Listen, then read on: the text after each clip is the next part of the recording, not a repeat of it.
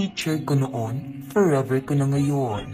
Isang nagba-viral na istorya online ang pinag-uusapan ngayon ng mga netizens at humahakot ng samut-saring reaksyon at komento. Ito ay istorya ng pag-iibigan ng isang estudyante at ng dati niyang guro. Sa pagsisimula ng letter, sinabi niya na naging guro niya ang kanyang asawa ngayon noong elementarya at high school. Taong 2011 nang magsimula ang kanilang love story. Aniya ay second year high school pa lamang siya nang magsimulang magparamdam ang guro sa simpleng pagkindat-kindat at pagsisit-sit ng pabiro. Samantala, pag-irap naman ang ibinibigay nito pabalik sa nasabing guro at minsan raw ay dinededman niya na lamang, gayong hindi raw nito alam ang kanyang dapat na maramdaman dahil hindi pa ito nagkaroon ng boyfriend noon. Hanggang sa tumagal ay nagtuloy ang ganong trato sa kanya ng guro at hindi na raw siya tinigilan nito.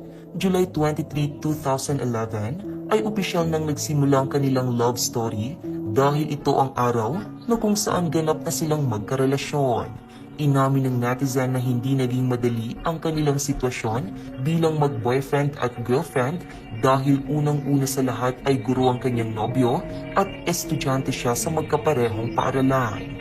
Ngunit kahit anong pilit na pagtago ng kanilang relasyon, ay marami pa rin ang nakapansin ng kakaibang pagtrato sa kanya ng nasabing guro.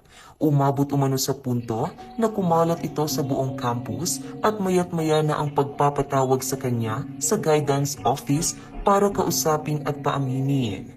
Bantay sarado na rin sila ng ibang guro at naging sobrang limitado ang kanilang paggalaw. Ngunit ang hindi niya raw makakalimutan ay nang patawagin ng kanyang pamilya ang guro upang kausapin.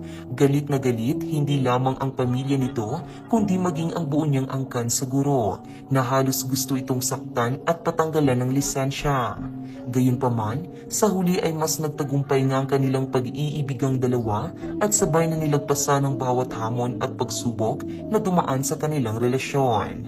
Pahayag ng sender, ilang buwan pagkatapos ko makatapos ng pag-aaral ng high school ay nagdalang tao na po ako at simula noon nagsama na po kami.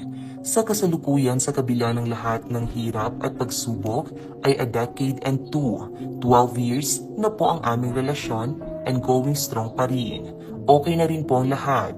Meron na po kaming dalawa na super adorable and smart kids at unti-unti na rin naming natutupad ang mga pangarap namin para sa pamilyang sabay naming binuong dalawa.